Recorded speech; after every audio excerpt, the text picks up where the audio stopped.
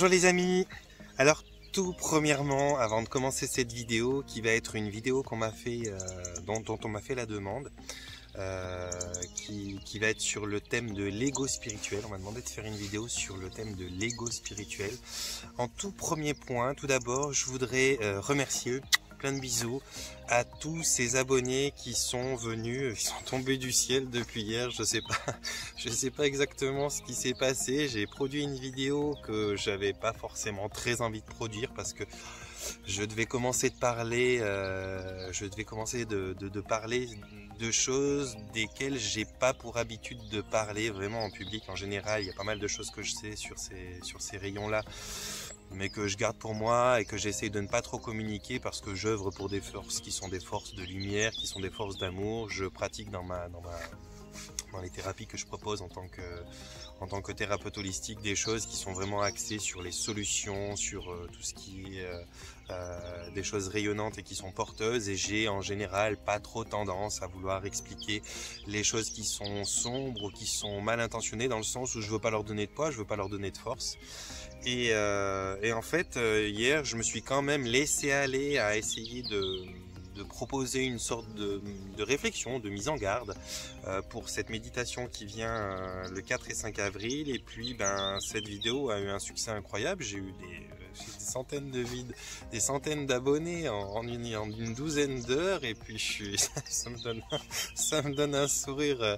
Ouais, je suis vraiment reconnaissant, plein de gratitude. Merci de m'avoir rejoint, vous êtes les bienvenus. J'ai été submergé de messages. J'ai pas l'habitude, en général je suis très ponctuel, j'essaye de répondre assez rapidement aux messages que je reçois, et puis je les lis tous de toute façon, mais d'y répondre. Et puis là j'ai été submergé de messages, et puis j'en ai eu, c'est quand même des pavés même. Et puis donc ce matin j'ai pris à peu près 1h30 pour pouvoir lire et répondre à tous ces messages que j'ai reçus. C'est encore pas grand chose, j'imagine que si ça grandit je vais être vite débordé. Faudra que je trouve une solution ou que je communique différemment. Bref, un grand merci, vous êtes tous les bienvenus sur ma chaîne, je suis vraiment très content. Je mets en général toujours dans la description de mes vidéos ma page Facebook, et puis depuis Facebook vous pouvez me retrouver sur un groupe que j'ai créé sur Facebook qui s'appelle l'intention base du changement, où je partage mes vidéos que je crée, puis où je partage aussi d'autres vidéos qui sont pleines de sens et d'intérêt selon moi. Donc vous êtes les bienvenus là-bas, vous pouvez échanger entre vous après sur le groupe là, donc c'est assez sympa de pouvoir voir une communauté se créer et puis des gens qui partagent de chouettes choses. Moi j'adore ça, je suis très content d'instiguer cette communauté là.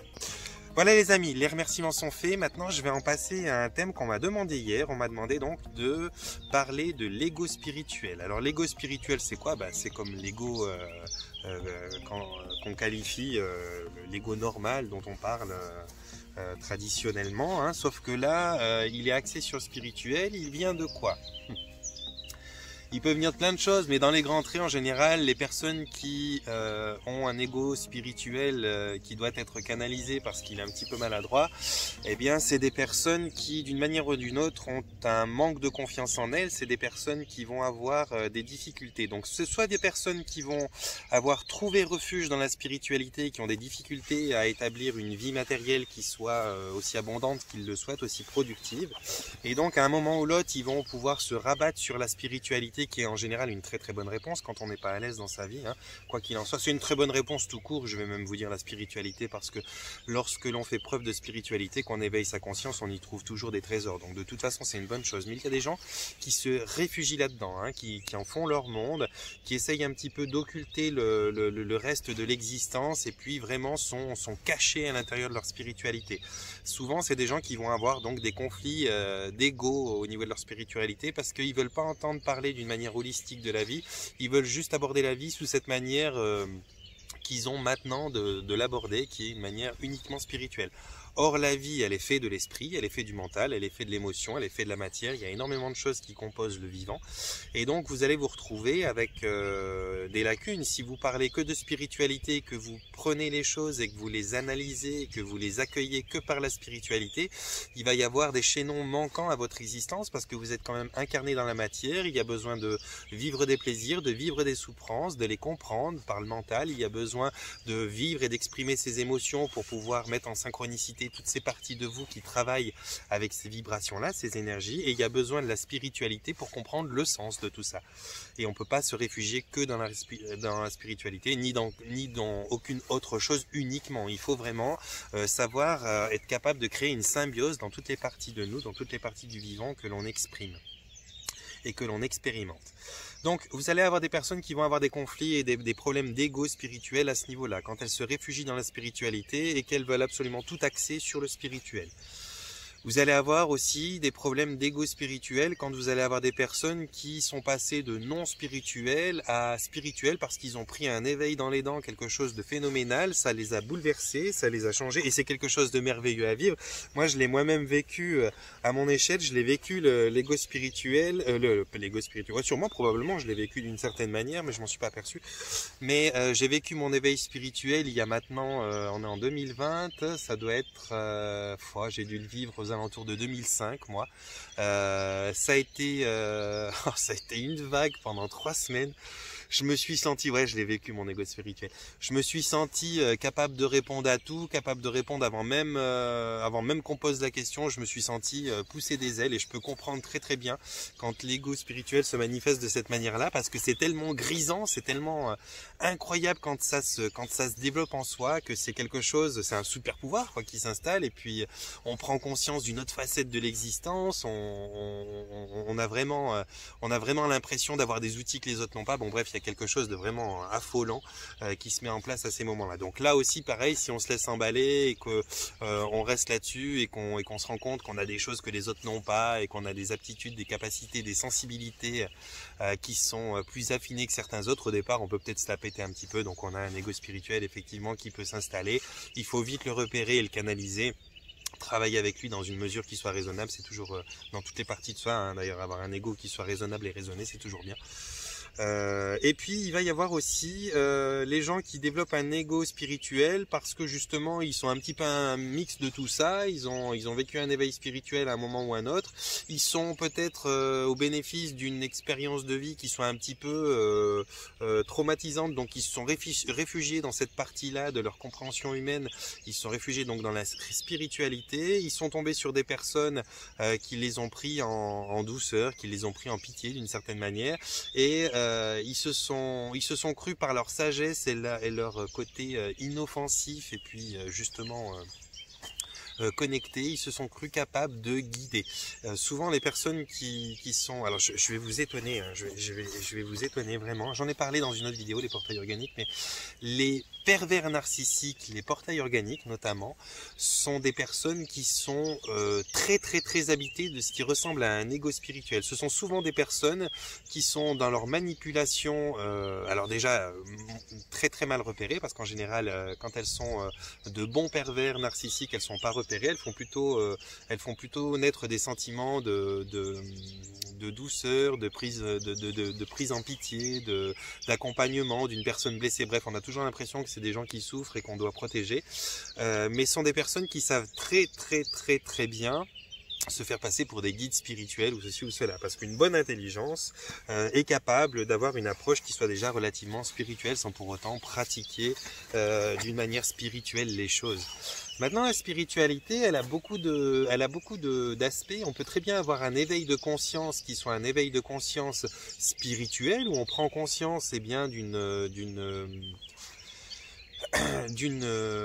existence de notre monde, mais d'une autre manière, sur d'autres plans, chose qu'on a de la peine à distinguer quand on n'a pas de spiritualité. Mais il y a aussi d'autres formes de prise de conscience et d'éveil. Il y a une conscience, que ce soit une conscience environnementale, que ce soit une conscience, la conscience animale, la conscience végétale. On peut avoir tout un tas de types de conscience distinctes qui sont des éveils en soi, qui permettent de prendre conscience de certaines choses sans pour autant être l'éveil spirituel en lui-même. L'éveil spirituel va être décomposé en différents types de prises de conscience, mais on peut très bien avoir un grand éveil spirituel sur une des facettes des choses de la vie et puis être complètement en retard sur d'autres facettes. Il y a des gens qui ont des grandes prises de conscience et d'éveil spirituel qui commencent à comprendre d'une certaine manière, donc ce qu'on comprend par la spiritualité, que finalement on est des créateurs, co-créateurs, des co-créateurs avec l'univers, et qu'on a énormément de pouvoirs, et que ces pouvoirs-là sont des pouvoirs qui remplacent largement les miracles, hein, comme on peut l'imaginer. Quand on est conscient de ses propres pouvoirs, on n'a pas besoin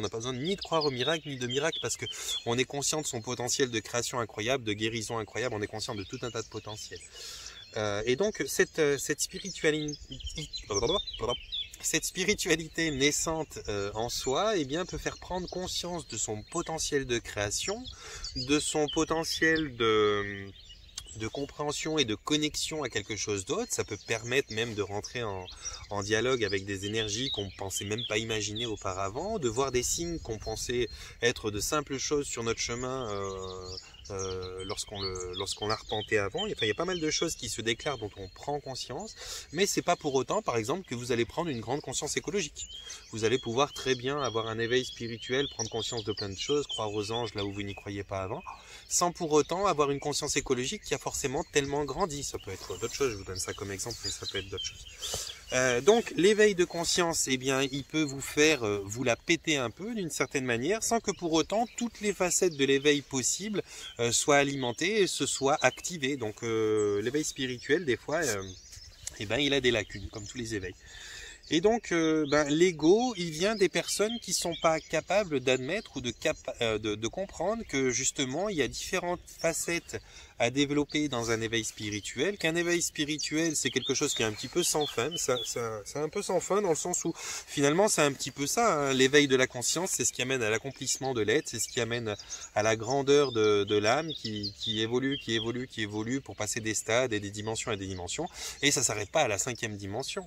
Alors pour vous dire un petit mot sur la 5e dimension, en relation avec ma précédente vidéo qui m'a fait pas mal connaître apparemment, j'aimerais simplement faire un petit point avec les gens qui croient que la 3e dimension c'est ce qu'on vit, c'est pas merveilleux, c'est la matière et puis on est vachement limité, et que la 4e dimension c'est une dimension de transition et que la 5e c'est enfin la dimension lumineuse.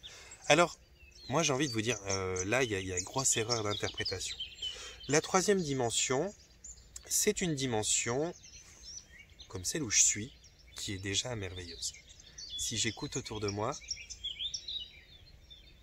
c'est juste merveilleux. Moi je suis au milieu du vert de l'herbe, c'est doux, je m'amuse à cueillir juste au-dessus, là-bas je vous montre pas, mais juste au-dessus il y a par exemple de la ciboulette sauvage qui est délicieuse, qui a un goût d'ail, de poireaux mélangés, c'est vraiment très très bon. Il y a des petites fleurs jaunes magnifiques, je vais pas vous en cueillir une parce que j'aime pas les arracher, mais toutes magnifiques qui sont là, on entend les oiseaux, mon chien avait couru après une biche juste avant. C'est souvent le cas dans ce coin. Et déjà en soi c'est merveilleux et lumineux. La 4e dimension c'est d'autant plus lumineux. Et la 5e dimension c'est une dimension où vous allez commencer à avoir beaucoup plus de luminosité soit, beaucoup plus de subtilité soit, mais où la matière existe encore. La matière existe encore et le subtil arrive à cohabiter avec la matière dans cette énergie-là. Mais c'est pas plus merveilleux qu'ici en soi. Ce serait une erreur de croire que plus on monte en dimension et plus ça devient merveilleux et moins on n'a rien à faire mais juste se laisser porter par le courant parce que la dimension veut que non. Il faut savoir que la 4e, la 4e c'est vraiment une dimension de transition, il n'y a pas grand chose à en dire, mais la 5e dimension c'est une des dimensions, et vous pouvez me croire, hein, c'est une des dimensions où il y a le plus de puissance occulte, c'est là où il y a le plus de technologie, où il y a le plus de personnages d'autres dimensions justement, qui arrivent très très bien à descendre jusqu'à la vibration de 5e, mais qui sont animés d'intentions qui sont mauvaises, qui sont possessives, qui sont guerrières et qui donc vont chercher à nuire à leur prochain parce qu'ils ont un esprit prédateur. Et ça, il y a beaucoup de personnes qui croient que ça n'existe pas en 5e dimension. Non seulement ça existe, mais c'est peut-être là qu'on trouve les personnages les plus puissants à ce niveau-là. Donc il faut pas croire que quand on monte en dimension, on a de moins en moins d'efforts, si on peut dire efforts, mais de moins en moins de choses à faire pour faire grandir notre conscience. Non. Ça, c'est valable, je dirais, jusqu'à la 5e et début de la 6e dimension. Lorsque l'on passe au-delà de la 6e dimension et 7e dimension, on est dans des dimensions où effectivement on peut se laisser porter par le courant. Quand on en est arrivé là, c'est qu'on a déjà pas mal œuvré sur soi-même et qu'on est passé dans des plans de lumière où là on va retrouver des anges. Tout petit peu plus haut vous avez les archanges, mais tout ce qui est maîtres ascensionnés, qui sont pas tous des bons maîtres ascensionnés, tous les guides qui ne sont pas tous bien intentionnés, se trouvent dans la 5e dimension et dans le début de la 6e, pour vous dire. Donc voilà, aujourd'hui je ne vais pas vous faire une vidéo sur les dimensions, mais pour vous dire que l'évolution, l'éveil de la conscience, c'est quelque chose qui se fait là. Alors nous ici en 3D, on se dit ouais c'est génial, j'aimerais bien atteindre cette 5D parce qu'on parle que de ça, l'ascension de Gaïa, l'ascension de notre conscience pour arriver dans la 5D, mais c'est de loin pas le haut de l'escalier la 5D. C'est une marche supplémentaire, mais il y a énormément d'autres dimensions qui sont encore plus lumineuses, plus abondantes en belles énergies et en belles âmes, et la 5D c'est de loin pas l'échéance et puis le stade final, le dernier palier, pas du tout. C'est même un des derniers paliers si vous voulez, mais un des derniers paliers où existe encore l'ego et la méchanceté.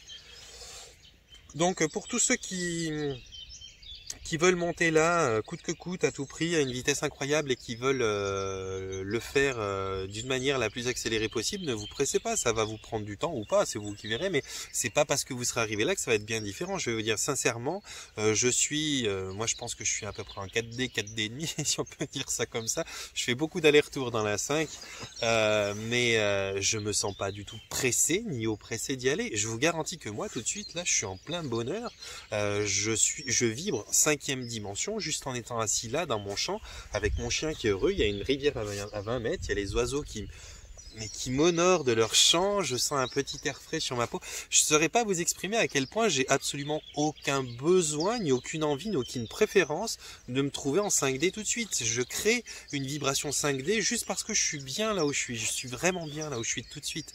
Et il y a beaucoup ça qu'il va falloir essayer de comprendre quand vous vous éveillez spirituellement, c'est de ne pas chercher à atteindre tout de suite l'étape d'au-dessus, Si vous savez déjà profiter pleinement de l'étape d'en bas, j'ai presque envie de vous dire, en première dimension ou même en enfer, vous seriez bien si vous savez vous satisfaire de ce que vous avez. Et donc c'est pas la dimension en tant que telle qui va vous donner plus de choses.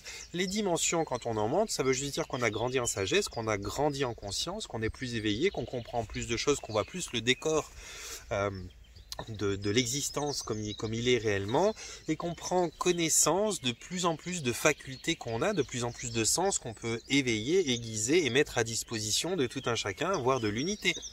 C'est juste ça de monter en dimension, mais ça ne veut pas dire que le décor est plus sympa, que c'est plus luxueux, que c'est plus agréable, ou que voilà, on a juste plus de facultés qui sont mises à disposition parce qu'on a pris du temps pour s'assagir d'une certaine manière et pour accueillir ce qui est.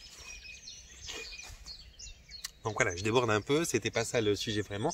Le sujet c'était l'ego spirituel. Je voulais simplement vous dire que l'ego spirituel c'est quelque chose qui se développe. En général, chez ces gens qui se réfugient dans la spiritualité parce qu'ils ont un petit peu de peine à concrétiser leur vie matérielle comme ils le veulent, alors ils sont pas forcément malheureux ou dans la misère, c'est pas ce que je suis en train de dire, mais finalement ils arrivent pas sur certains plans physiques, soit en amour, soit au niveau de leur bien matériel, soit au niveau de leur profession, soit au niveau de je sais pas quoi, comme développement qui pourrait essayer de viser dans la matière, n'arrivent pas forcément à s'épanouir, et donc ils vont se réfugier là, et puis dans la spiritualité, ils vont peut-être réussir à comprendre un petit peu, et puis l'ego va faire qu'ils vont essayer de guider, d'interagir d'une manière où ils influencent les autres. Pour repérer quelqu'un qui souffre un petit peu d'un ego spirituel, c'est très simple. C'est un petit peu comme pour repérer un ange ou un guide qui est bien attentionné. C'est simplement de chercher si la personne en face de toi, elle veut affecter ton libre arbitre ou pas, si elle veut t'influencer ou pas. Alors, l'influence qu'on peut recevoir, qui est une influence qui n'est pas une influence prononcée dans ton sens, mais qui est une influence que toi, tu vas subir et accueillir de par l'exemple que la personne en face de toi te donne, c'est la meilleure des influences. Quand tu as envie de sourire parce parce qu'une personne en face de toi est une personne souriante et puis que tu la trouves tellement belle que tu as envie de l'imiter, c'est une influence positive et merveilleuse. Quand tu as envie de sourire parce qu'une personne en face de toi te dit « Ah, t'as un beau visage, tu devrais sourire quand même, fais un effort », c'est pas du tout une bonne chose. Là, c'est influencé, on te demande de faire quelque chose, ça satisfait l'ego de la personne en face qui, par bienveillance et par croyance qu'il a la possibilité de te rendre positif parce qu'il a décidé que c'était mieux pour l'univers, va essayer de t'influencer à ça, et donc finalement tu nourris son ego à lui, tu lui donnes une énergie qui n'est pas la bonne énergie. La seule influence que tu puisses avoir de quelqu'un qui soit une influence positive dénuée d'un ego ou d'un ego spirituel, c'est une influence que tu vas absorber absorber toi et que tu vas essayer de reproduire. Tu vas te laisser influencer par l'exemple et la vibration que la personne en face de toi est en train de te donner. Elle te demande rien, ni de l'imiter, ni de faire comme elle. Elle fait quelque chose, tu le suis pas, c'est pas son problème. Elle le fait parce qu'elle est contente de le faire et toi tu la copies parce que tu es contente ou content de pouvoir prendre exemple sur une personne qui te paraît à un niveau supérieur de compréhension, de sagesse, de charme, de ce que tu veux. Peu importe pourquoi tu copies une personne, quand tu la copies, c'est parce qu'il y a quelque chose que tu admires chez cette personne, et cette chose que tu admires, j'en ai parlé dans d'autres vidéos sur d'autres facettes, c'est une chose que tu reconnais comme potentiel en toi, c'est une chose que tu aimerais vibrer parce que tu reconnais cette facette de toi qui est capable de ça, et donc tu le reproduis, tu prends l'exemple, tu te laisses influencer, mais par l'exemple que la personne te donne. Donc, quand tu es influencé par l'exemple, quand une personne est en face de toi capable de te voir vivre ton bonheur sur toutes tes facettes, sans jalousie, sans appartenance, sans possessivité, sans vouloir te dire ce qui est bien ou qui est mal, tu es face à une personne qui ne souffre pas de son ego spirituel. Quand tu as une personne qui te paraît éveillée, qui s'envole dans des compréhensions incroyables, qui est connectée, soi-disant, et ci et ça, mais qui en permanence va essayer de t'influencer, de te dire ce qui est bien ou qui est mal, qui va essayer de te guider ou patati ou patata, ou qui se nomme guide d'une manière ou d'une autre, ça veut dire que tu es face à une personne qui souffre d'un ego ou d'un ego spirituel qui est assez disproportionné pour qu'il n'ait pas compris que ta liberté de recopier simplement sans être influencé était la chose la plus merveilleuse qui pouvait être à ta disposition pour toi t'éveiller. Donc tu vas avoir là des manipulateurs plutôt qu'autre chose. Donc une personne normalement qui est dans l'amour, qui est dans le non-jugement, qui est dans le respect du libre arbitre, qui est spirituellement éveillée et qui veut te permettre d'aller plus en avant, c'est une personne qui ne va pas te juger. En l'occurrence, c'est anonyme, donc je peux vous dire l'histoire. Je parle avec une personne qui a eu à un certain moment une aventure avec quelqu'un, et la personne qu'elle avait quittée lorsqu'elle a eu cette aventure avec quelqu'un était jalouse de cette personne avec qui elle a eu une aventure et était déçue. Bon bref, il y a une forme de possession, il y a une forme d'ego. L'ego, c'est celui qui souffre, c'est celui qui est jaloux, c'est celui qui pleure, c'est celui qui veut l'appartenance, et patati et patata. Lorsque l'on aime vraiment quelqu'un, on devrait, ça va être dur à entendre pour certains, je le conçois, hein, mais la vérité elle est là. Lorsque l'on aime vraiment quelqu'un, par exemple, lorsque vous aimez votre enfant, qu'il aille faire l'amour avec 8 personnes, avec une personne, avec 12 personnes dans l'après-midi, vous en avez rien à faire. Vous êtes content que votre enfant se soit éclaté, pris du plaisir et se soit fait du bien. Vous êtes content. Donc normalement, si vous avez un amour aussi pur que vous avez pour votre enfant, qui n'est pas encore l'amour le plus pur qui existe, hein, mais qui est déjà moins conditionnel,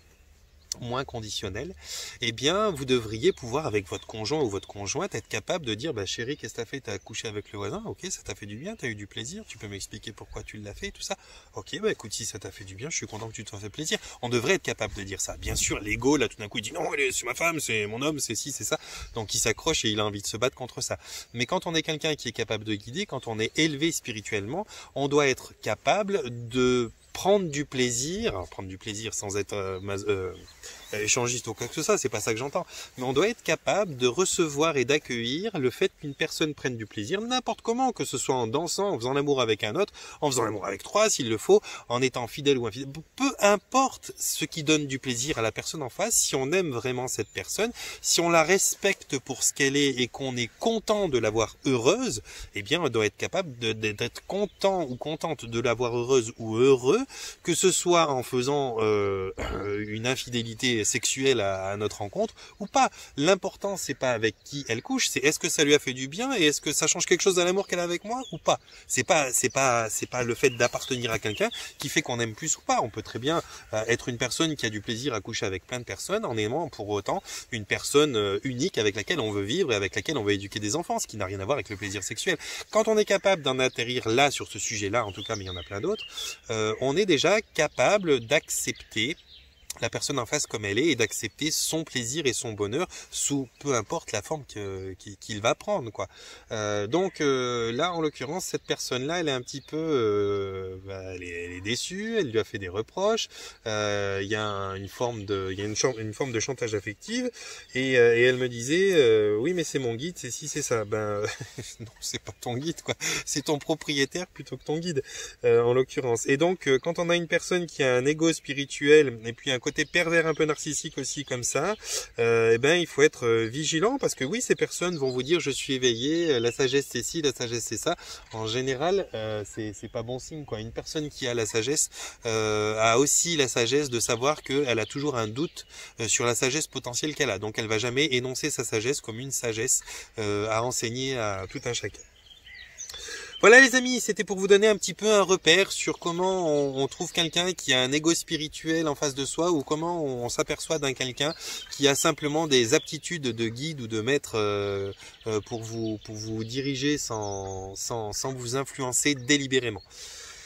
Donc je pense que j'ai fait un petit peu le tour, je pense que c'est compréhensible, on peut se parler en commentaire si vous voulez bien sûr aller plus avant sur ce sujet-là. Pour tous ceux qui m'ont demandé, parce que j'ai eu beaucoup là, vraiment encore une fois merci, pour tous ceux qui m'ont demandé de me rejoindre sur Facebook, alors vous avez toujours la description dans mes vidéos, vous avez toujours le lien dans la description sous la vidéo, et une fois que vous êtes sur Facebook, vous pouvez me rejoindre dans mon groupe L'Intention Base du Changement, vous y êtes les bienvenus.